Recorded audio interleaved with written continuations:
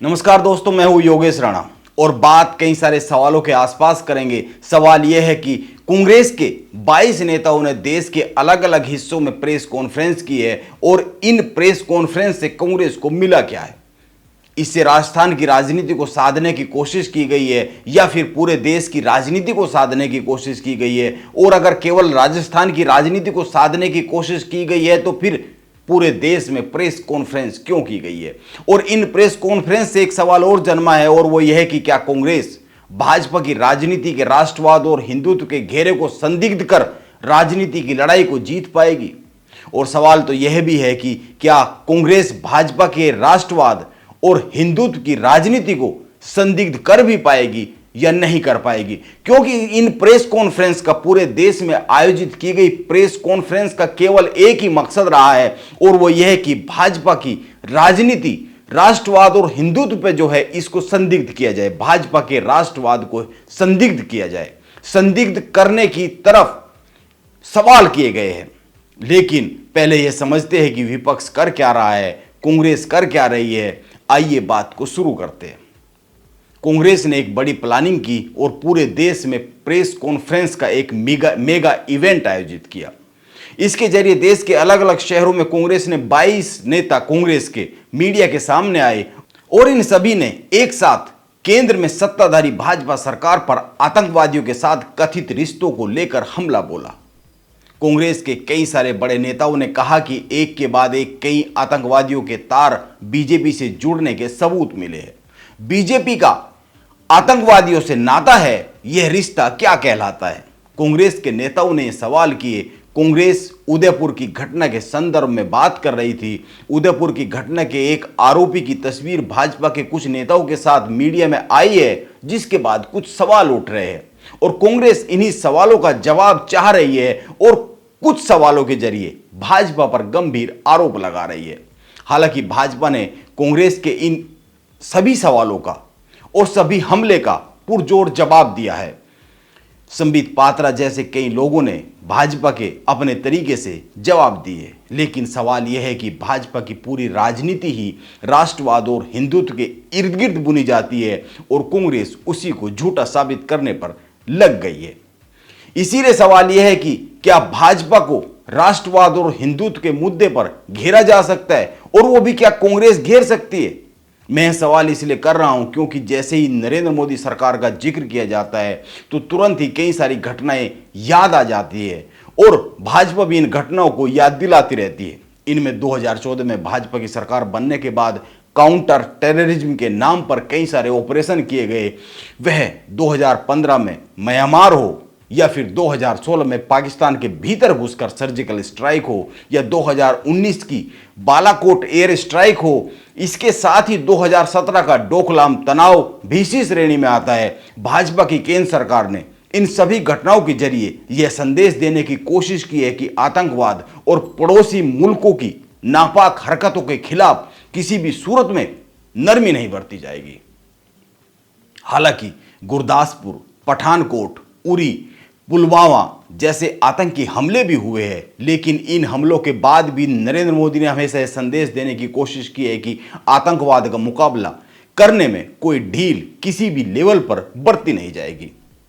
और इतना ही क्यों, आप अटल बिहारी वाजपेयी के दौर की भाजपा की सरकार को याद कर लीजिए। पश्चिम के देशों की नाराजगी और विरोध के बावजूद न्यूक्लियर टेस्ट किया गया और इसके बाद कारगिल में जो घुसपैठ हुई, उन घुसपैठियों को खदेड़कर अपना इलाका वापस लिया गया, जमीन का एक एक इंच वापस लिया गया। कुल मिलाकर मेरे कहने का मतलब यह है कि भाजपा की राजनीति की नींव राष्ट्रवाद और हिंदुत्व पर ही टिकी हुई है और इन दोनों को कमजोर न होने देने के लिए भाजपा हमेशा काम करती रहती है। और फिर सवाल यह भी है कि कांग्रेस किसी भी एक मुद्दे को कितने दिन तक उठाती है, कितनी तत्परता से उस पर काम होता रहता है। आज कांग्रेस अपने अस्तित्व से जूझ रही है। महाराष्ट्र में फ्लोर टेस्ट के दौरान कांग्रेस के 11 विधायक सदन से गायब हो जाते हैं। कर्नाटक में अगले साल विधानसभा के चुनाव है, लेकिन कांग्रेस के सिद्धारमैया और डीके शिवकुमार खेमों में घमासान मचा हुआ है। राजस्थान में कांग्रेस की सरकार है और चुनाव सर पर है, लेकिन मुख्यमंत्री अशोक गहलोत और सचिन पायलट के बीच जंग छिड़ी हुई है, जिसको केंद्रीय नेतृत्व शांत नहीं कर पा रहा है। छत्तीसगढ़ में भी कांग्रेस की सरकार है और चुनाव सर पर है, लेकिन मुख्यमंत्री भूपेश बघेल और टीएस सिंहदेव का रिश्ता ऐसा ही है जैसे राजस्थान में अशोक गहलोत और सचिन पायलट का। उत्तराखंड में भी कांग्रेस इतनी बड़ी तकरार है और विधानसभा के चुनाव को बुरी तरीके से हारे है, और उसके पीछे कहीं ना कहीं कांग्रेस की तकरार सामने आई है, कारण के रूप में सामने आई है, और जिसका समाधान कांग्रेस का केंद्रीय नेतृत्व के पास अभी तक दिख नहीं रहा है।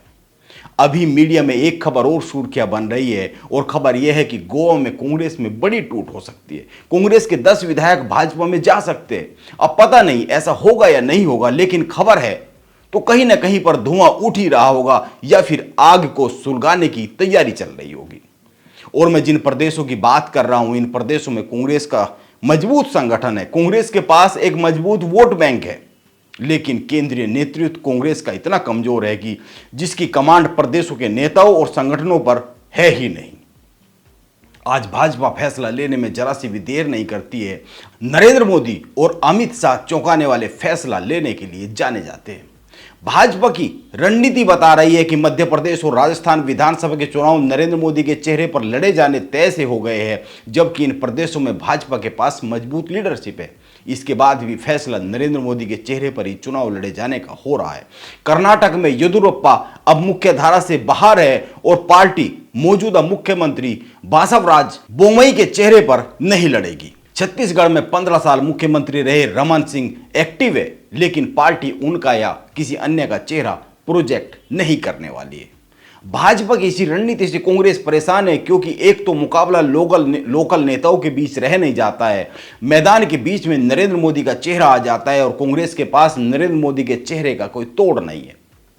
जनता में जो नाराजगी होती है वह स्थानीय सरकार या स्थानीय नेताओं के प्रति होती है, लेकिन भाजपा चुनाव में स्थानीय नेताओं को ही गायब कर देती है और वोट नरेंद्र मोदी के नाम पर मांगे जाते हैं। इसीलिए कांग्रेस केवल हाथ पर हाथ रखकर बैठे रहने के अलावा क्या कर पाएगी। हालांकि वो काम करती है, लेकिन उस शिद्दत के साथ काम होता हुआ दिखता नहीं है जिस तरीके से भाजपा करती है। गौर कीजिए, इसी साल 2 राज्यों हिमाचल प्रदेश और गुजरात में विधानसभा के चुनाव होने, अगले साल पूर्वोत्तर के कुछ राज्यों में चुनाव होने हैं। इनमें कर्नाटक, राजस्थान, मध्य प्रदेश, छत्तीसगढ़ और तेलंगाना है। 2024 के लोकसभा चुनाव से पहले इन राज्यों के चुनाव में भाजपा प्रधानमंत्री नरेंद्र मोदी के चेहरे और उनके नाम पर लड़ेगी। आप ही सोचिए, आज की तारीख में कांग्रेस को इस चुनाव राहुल गांधी के चेहरे पर लड़ सकती है क्या? प्रदेश का चुनाव या कोई अन्य चुनाव? आप इसी बात से समझ सकते हैं कि विपक्ष के हालात कहां पर पहुंच चुके हैं। इसीलिए मैं सवाल कर रहा हूं कि कांग्रेस 22 नेताओं की पूरे देश में प्रेस कॉन्फ्रेंस कर हासिल क्या करना चाहती है, और क्या वो भाजपा को घेर पाएगी? क्योंकि बगैर लीडरशिप के कोई संगठन 4 कदम तक नहीं चल पाता है। फिर भी कांग्रेस तो पिछले 8 साल से चल ही रही है, भले ही सरक सरक कर चल रही हो, लेकिन चल तो रही है। यह भी एक सोचने वाली बात है। नमस्कार, आप बने रहे मेरे साथ।